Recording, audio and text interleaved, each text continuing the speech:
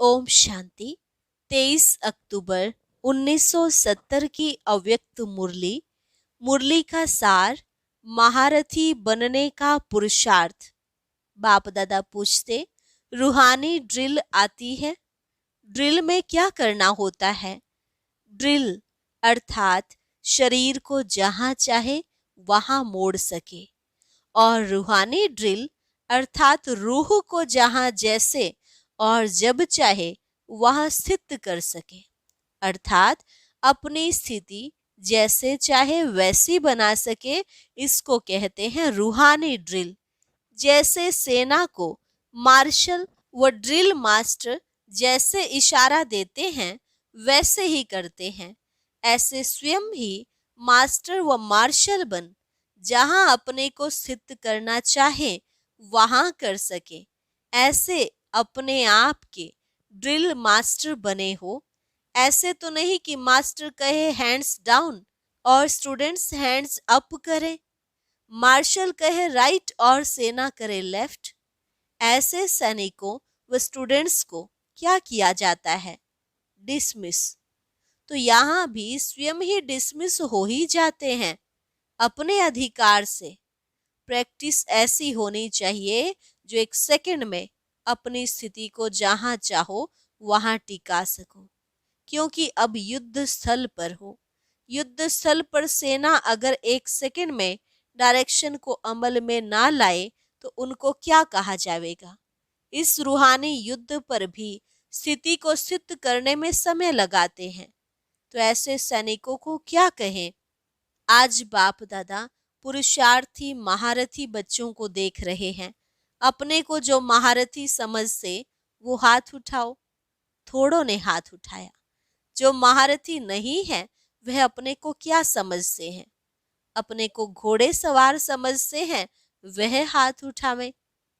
जिन्होंने महारथियों में हाथ नहीं उठाया उन्हों से बाप दादा एक प्रश्न पूछ रहे हैं।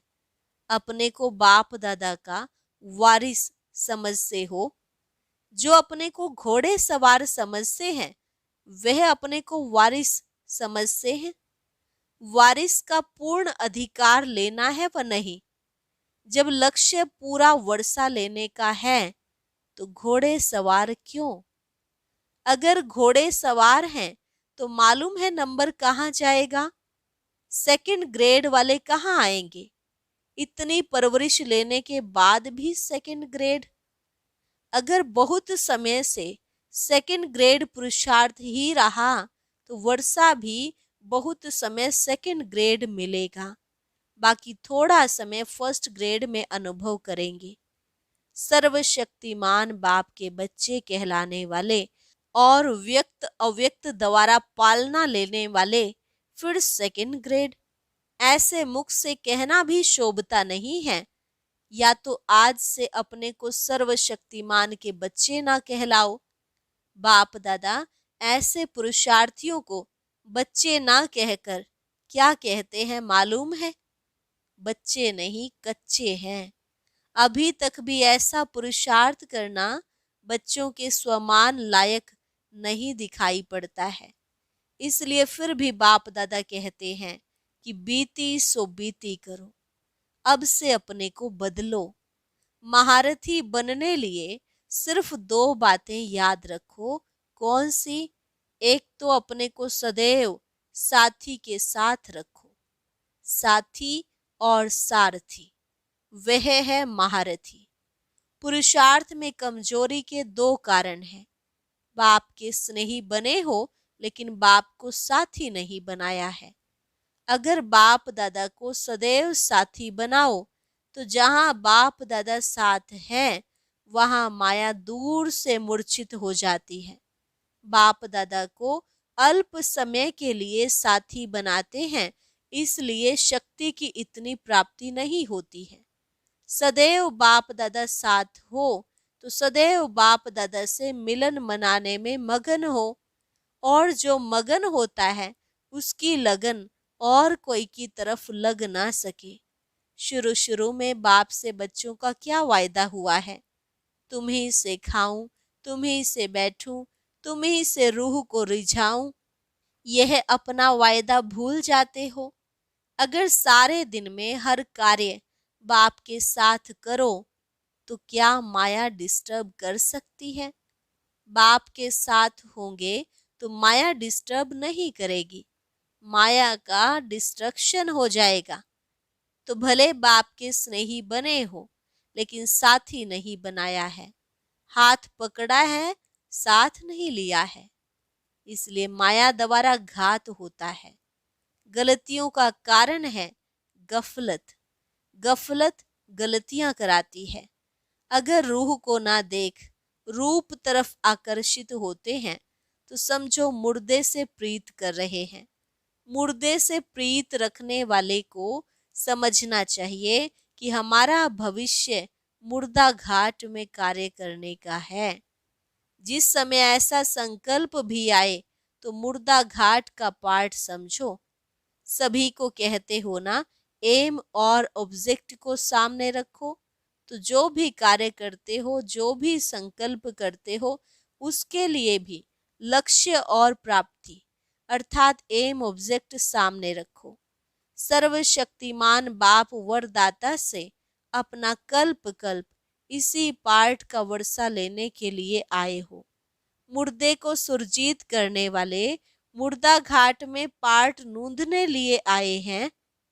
अपने से पूछो, जो भी बच्चा अपनी गलतियों को एक बार बाप के सामने रखता है, उनको यह समझना चाहिए कि बाप के आगे अपनी कमियों को रखने के बाद अगर दोबारा कर लिया तो क्षमा के सागर के साथ 100 गुना सजा भी ड्रामा प्रमाण स्वतः ही मिल जाती है।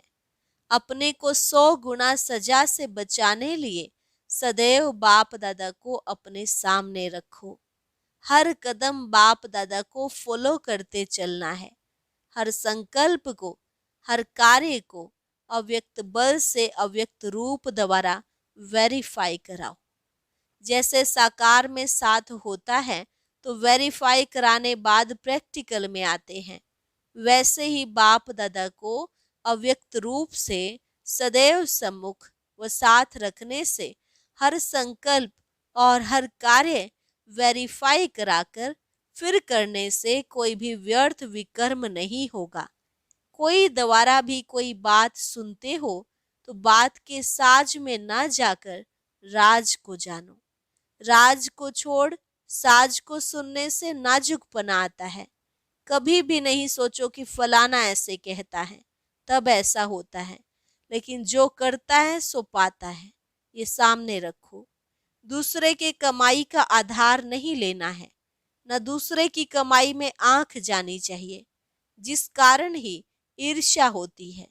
इसके लिए सदैव बाप का यह स्लोगन याद रखो कि अपनी घोट तो नशा चढ़े, दूसरे के नशे को निशाना नहीं बनाओ, लेकिन बाप दादा के गुण और कर्तव्य को निशाना बनाओ। सदैव बाप दादा के कर्तव्य की स्मृति रखो कि बाप दादा के साथ मैं भी अधर्म विनाश और सत धर्म की स्थापना के कर्तव्य अर्थ निमित्त बनी हुई हूँ। जो अधर्म के विनाश अर्थ निमित्त है, वह स्वयं फिर अधर्म का कार्य व दैवी मर्यादा को तोड़ने का कर्तव्य कैसे कर सकते हैं? मैं मास्टर मर्यादा पुरुषोत्तम हूँ, तो मर्यादाओं को तोड़ नहीं सकते। ऐसी स्मृति रखने से समान और संपूर्ण स्थिति हो जाएगी। समझा? सोचो कम, कर्तव्य अधिक करना है। सिर्फ सोचने में समय नहीं गवाना है। सृष्टि के कयामत के पहले कमजोरी और कमियों की कयामत करो। भट्ठी वालों ने भट्ठी में अपना रूप और रंग और रौनक बदली की है, अनेक रूप बदलना मिटाया है। सदा के लिए रूहानी रूप दिखाई दे, ऐसा अपने को बनाया है।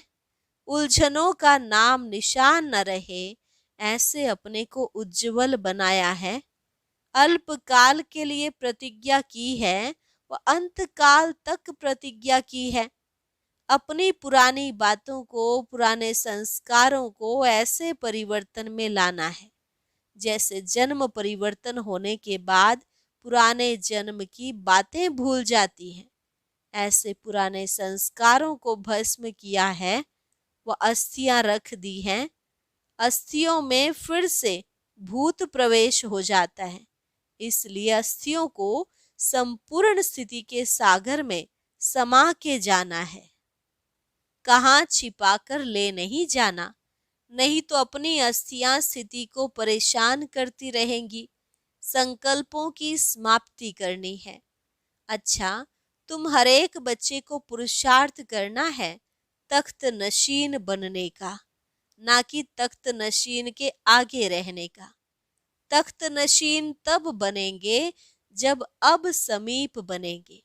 जितना जो समीप होगा उतना समानता में रहेगा।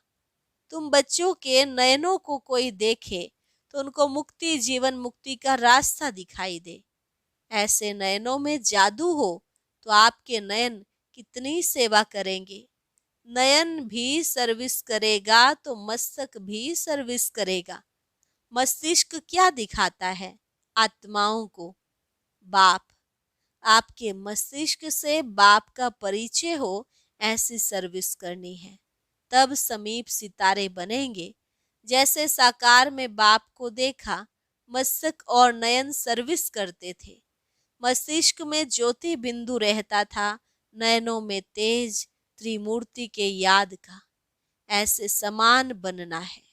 समान बनने से ही समीप बनेंगे।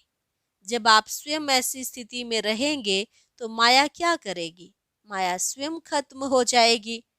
तुम बच्चों को रेगुलर बनना है। बाप दादा रेगुलर किसको कहते हैं? रेगुलर उसको कहा जाता है जो सुबह से लेकर रात तक जो भी कर्तव्य करता है वह श्रीमत के प्रमाण करता है। सब में रेगुलर, संकल्प में, वाणी में, कर्म में, चलने में, सोने में, सब में रेगुलर।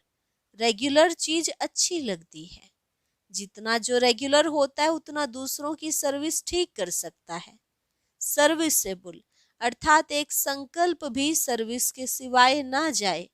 ऐसे सर्विसेबल और कोई सबूत बना सकते हैं?